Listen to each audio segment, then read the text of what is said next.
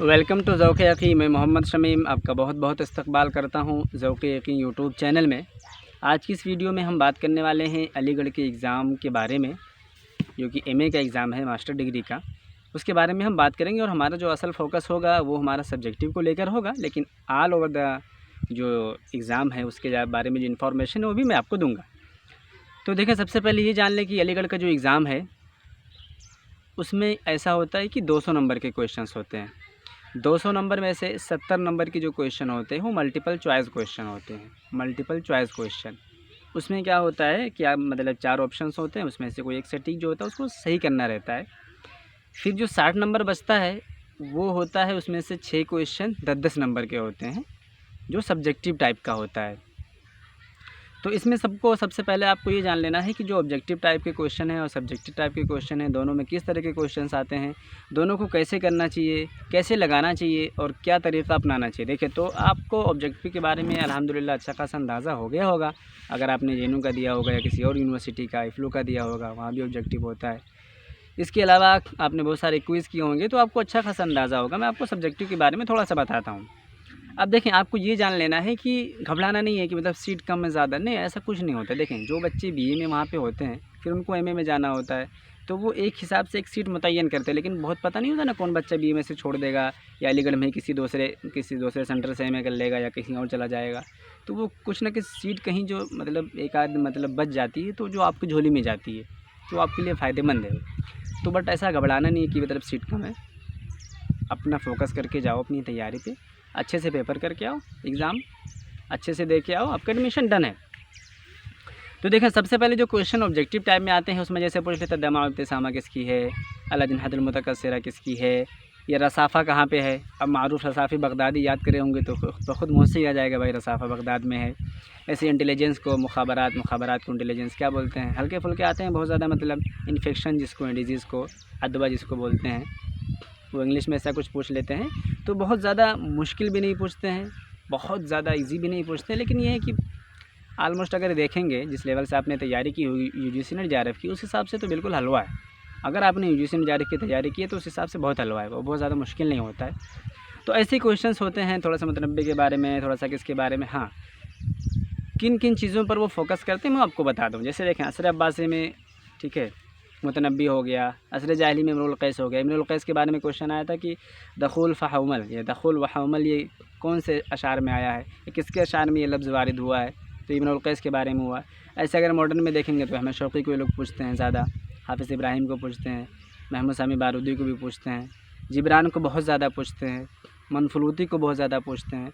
तो कुछ लोग हैं जिनको मतलब ये लोग पूछते हैं। मेरे पास 10-12 साल का पेपर होगा, आपको अगर चाहिए तो आप मेरे टेलीग्राम पे आ जाएँ। ज़ौक़ यकीन यूट्यूब, ज़ौक़ यकीन जेएनयू अरबिक करके मेरा टेलीग्राम चलता है। इस वीडियो के पहली जो डिस्क्रिप्शन की लिंक होगी, पहली लिंक उसी की होगी, वहाँ से भी आप आ सकते हैं। वहाँ पे मैं सारी चीज़ें भेज दूँगा, या आप मुझे मैसेज कर सकते हैं मेरे नंबर पे, मैं वहाँ से भी आपको व्हाट्सएप कर दूँगा, जहाँ से भी आप उसको कर लेना एक बार। अच्छा, फिर इसके बाद ये जो ऑब्जेक्टिव वाला मसला है उसमें बहुत डिफ़िकल्ट है एक चीज़।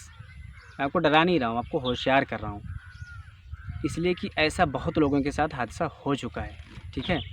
आपने पेपर में नहीं टिक करना है, ठीक है। अलीगढ़ का मामला कुछ दूसरा है, खैर अभी वो लोग बहुत पीछे हैं, आ जाना चाहिए अब तक, लेकिन खैर अपनी वो है। वो लोग ओएमआर शीट पे कराते हैं, मतलब इस पर गोल गोल सर्कल करना होता है, जलेबी बनानी होती है। तो कभी कभी ऐसा होता है ना कि मान लिया हमने ए ऑप्शन पे लगाना चाह रहे थे, गलती से बी पे लग गया, तो जो एक बार लग गया जो लग गया, उसमें ना सफ़ेदा का इस्तेमाल कर सकते हैं ना उसको मिटा सकते हैं। कंप्यूटर बेस्ड में ये होता है कि हाँ चलो ठीक है, लगा दिया जो लगा दिया। तो इसमें आराम से क्वेश्चन लगाना। बोले तो आपने पढ़ा एक नंबर, क्वेश्चन एक नंबर है कि रसाफ़ा जो है किस शहर में है। तो अब देखोगे रसाफ़ा किस कंट्री में है, या रसाफ़ा जो शहर है किस कंट्री में है, या मारूफ़ रसाफ़ी कहाँ का है, जो भी है। तो ऑप्शन नंबर ए मतलब है एक नंबर है, इसका जो और ऑप्शन है वो बी नंबर से ही होगा। तो आप देखना बी नंबर पे कौन सा खाना आ रहा है, तो वो आराम से देख के लगाना, बी पे टिक करना, गोल गोल वो बनाना जो एमआर शीट होती है। बाकी काफ़ी लोगों ने भी ऐसा कर दिया था एक बार कि अपनी कॉपी में गोल गोल गोला बना दिए, उसको एमआर शीट को भरना ही छोड़ दिए। जब एग्जामिनर आया, जो इन्विजिलेटर था निगरान, उसने देखा, करे ये क्या, करे इसमें तो यही बना था टिक करने के लिए। तो बोला अरे भाई यहाँ टिक करना था, आपने वहाँ क्यों टिक कर दिए। फिर क्या हुआ, 10-5 मिनट बाकी था, वो जितना लगा पाए लगाए, फिर गड़बड़ा गया सारा मामला। तो ऐसा भी नहीं करना है। आपको क्वेश्चन पेपर सामने रखना है, OMR शीट जो होती है वो आपके वहाँ से क्वेश्चन पढ़ना है, फिर यहाँ से आके 1 नंबर का 2 नंबर का A B जैसे उसको ऐसे ऐसे लगा देना, जलेबी बना देना है। बाकी वो फिर बाद में आपसे दोनों ले लेंगे, आपकी एक जो कार्बन कापी होती है वो आपको दे देंगे, ताकि फिर बाद में अपना जब आंसर किया है तो आप मिला सकें। ये प्रोसीजर है। नेगेटिव मार्किंग अलीगढ़ में होता है, ये ख़ास बात का ध्यान रखना कि नेगेटिव मार्किंग अलीगढ़ में होता है, लेकिन मैं ये कहूँगा कि आप तुक्का लगाने से बाज नहीं आना, क्योंकि जो नेगेटिव होता है 0.25 होता है, मतलब बोलो तो 25 जिसको बोलते हैं 0.25, यानी कि अगर 4 क्वेश्चन आपके गलत हो जाएंगे तो फिर आपका 1 नंबर कटेगा। बट अगर हम मान लेते हैं कि आपने 5 क्वेश्चन सही किया है, उसमें से आपका 1 सही है और 4 गलत है, तो फिर तो कोई नुकसान नहीं है ना। 4 जो गलत हुआ वो 1 नंबर को माइनस कर दिया, फिर 1 जो आपका सही हुआ था उसने उसको लेके खा लिया, तो आपका क्या हुआ, नुकसान कुछ नहीं हुआ। बात समझने की कोशिश करना, मतलब आपका और बहुत ज़्यादा, मतलब जो जहाँ पे आपने तुक्का मारा था 5 क्वेश्चन, मैं बाय द चांस की बात कर रहा हूँ कि ऐसा अगर हो गया, तो अगर आपने पाँचों तुक्का मार दिया है और अगर 4 गलत हो गया है, 1 सही हुआ है, तो 1 का मिलेगा 1 नंबर। जैसे मान लीजिए उसमें जैसे 2 नंबर होता है, यहाँ 0.25 होता है, तो जब ये चारों सही होगा, तो चारों अगर मतलब गलत हो जाएगा तो फिर वो आपके उस क्वेश्चन को डिस्टर्ब करेगा, लेकिन डिस्टर्ब इतना ही करेगा कि वो उसी के जो सही हुआ उसको ही लेके जाएगा, आपके घर से लेके नहीं जाएगा। लेकिन गलती से अगर आपका 2 सही हो गया तो फिर आपको 1 नंबर मिल जाएगा। तो मतलब सिक्योरिटी का पर्पज़ ये है कि अगर आप थोड़ा सा भी कन्फर्म है किसी के बारे में तो लगा देना, ठीक है, या सोच साच के तुक्का लगा देना, जो भी अपना तरीका है वो लगाना।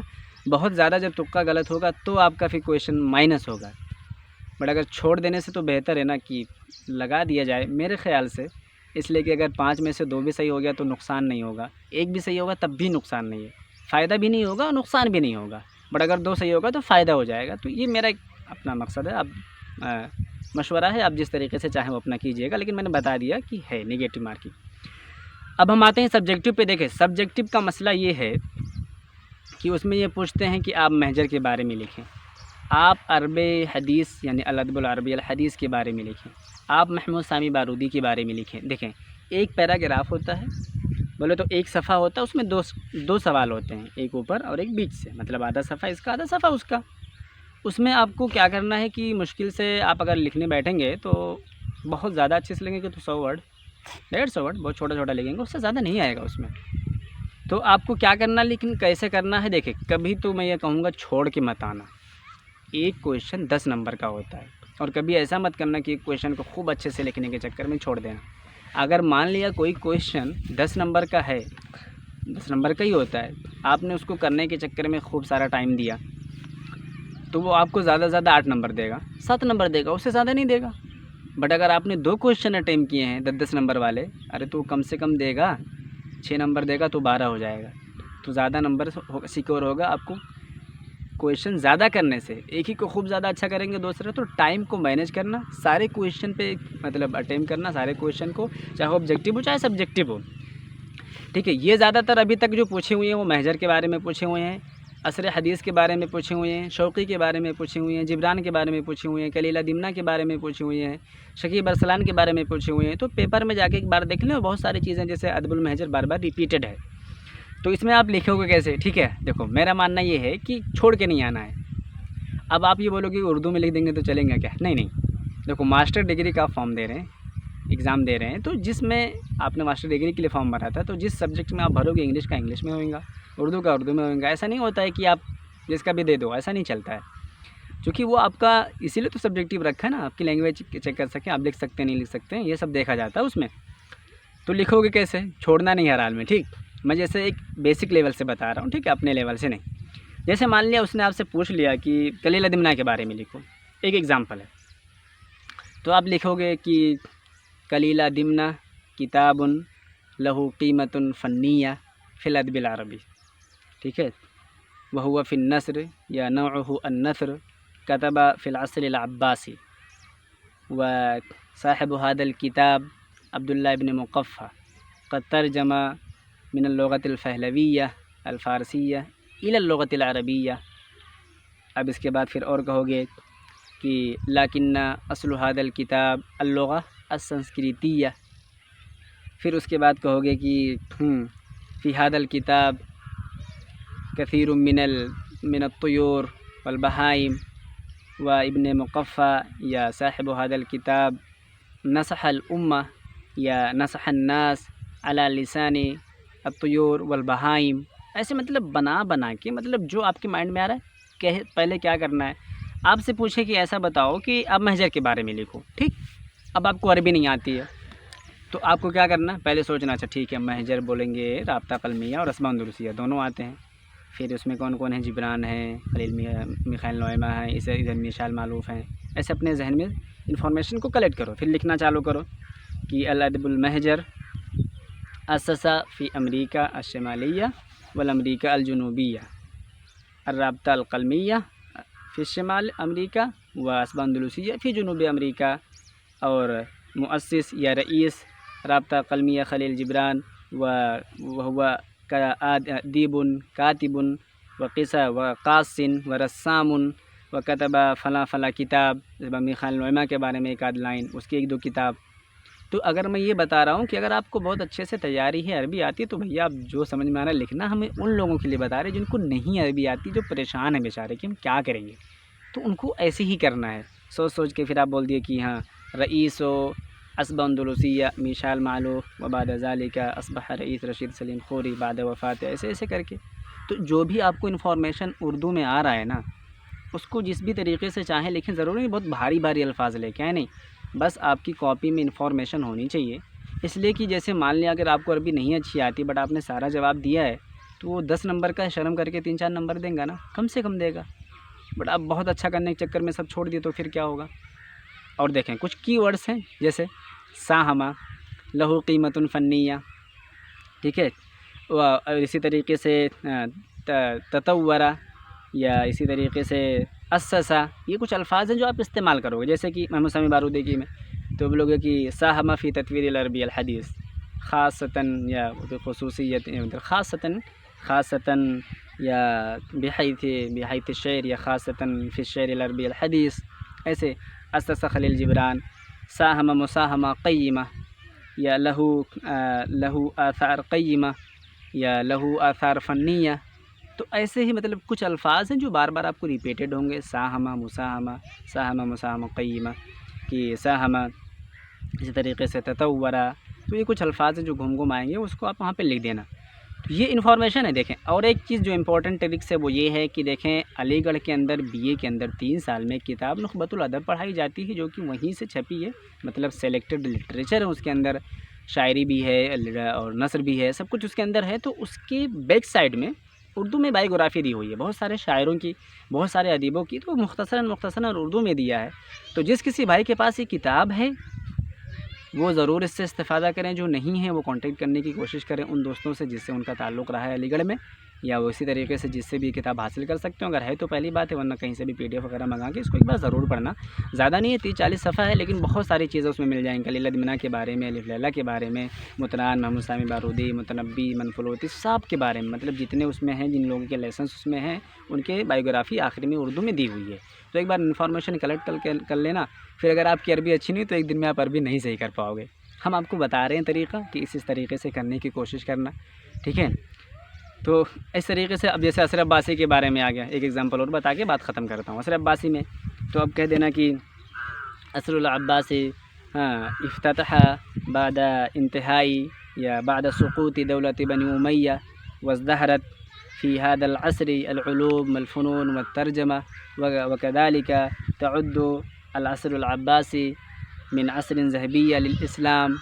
ऐसे मतलब कुछ तो याद आएगा। देखिए बहुत ज़्यादा ग्रामेटिकल अगर मिस्टेक होगा तो उतना वो डिस्टर्ब नहीं करेगा, ठीक है। यानी अब सोच रहे हैं कैसे लिखेंगे, आप जब लिखना कोशिश करोगे ना तो जुमले बनेंगे, और कोई जो बैठेगा तो इतना सारा वो नहीं देखता है, ठीक है। मैं आपको पर्सनल तजर्बे से बता रहा हूँ। आपको पहले ही आप खुद मतलब अपने आप को वो कर लेते हैं। आप लिखें पूरे इन्फॉर्मेशन को अच्छे से, और ऑब्जेक्टिव वाले पोर्शन को अच्छे से करें, सब्जेक्टिव वाले को भी पूरे क्यों करें, तो वो आपको अच्छा नंबर देगा। आप पहले ही डर जाओगे, लिखेगा नहीं तो वो देगा कहाँ से। पेपर पूरा भर के आना, सोच सोच के लिख के आना, छोड़ के मत आना। और अगर अल्फाज नहीं आते हैं तो जो भी अल्फाज आए, दूर का अल्फाज आ रहा है, एग्जैक्ट नहीं आ रहा, तो वो भी लिख देना। जो चेक करने वाला होगा वो समझ जाएगा। वो हमारी इतनी उसकी अरबी कमज़ोर नहीं, तो जितनी हम लोग की होती है उसकी बहुत अच्छी अरबी होती है, तो वो समझ जाएगा इसमें कहना क्या चाह रहे हैं। तो ऐसा मत करना, ठीक है। अब असर अब्बासी वाला में बोल दिया कि असर सबिया इसको बोलते हैं, सुनहरी दौर है, गोल्डन एज ऑफ मतलब period of Arabic literature, Islamic period. इसके बाद फिर बोलेंगे कि आप क्या बोलोगे कि इसमें कि कसीर मिनल उदबा व शुअरा क़द साहमा फ़ी तत्वीर नस्र व शअर फ़ी हादल असर मिथल मुतनब्बी मदह सैफुद्दौला व कज़ालिका अल जाहिज़ कतब कसीर मिनल कुतुब मिथल अल बयान व तबीन कतब फ़ी अवाखिर हयातिही व ज़कर फ़ीही अल बलागा व कज़ालिका अन नक़्द व कज़ालिका अल अशार वल खुतब। ऐसे आप ऐसे जिक्र करो। तो ऐसे ऐसे मतलब ये आधा पैराग्राफ का होता है। आप आराम से देखें, अलीगढ़ में एक चीज़ बोली जाती है डीलिंग पिला दिया, तो आप भी डीलिंग पिला के यहाँ जाना, छोड़ना नहीं। बस अगर आता है तो अच्छा लिखना, नहीं आता है तो मैं ये सारे ऑप्शंस बता रहा हूँ। तो ठीक है, बस अगर आपको कुछ चाहिए रहेगा पेपर वगैरह तो आप मुझे बता देना, मैं आपको वैसे भी एक ग्रुप में अपने भेज दूँगा। बाकी अगर कोई दिक्कत है तो आप मुझे एनी टाइम कॉल कर सकते हैं, मैसेज कर सकते हैं, मैं हमेशा आपकी हेल्प के लिए तैयार हूँ। तो best of luck, all the best, thank you, thanks for watching. Sarish के चश्मे मुस्लिम में है नेसा का असर पैदा।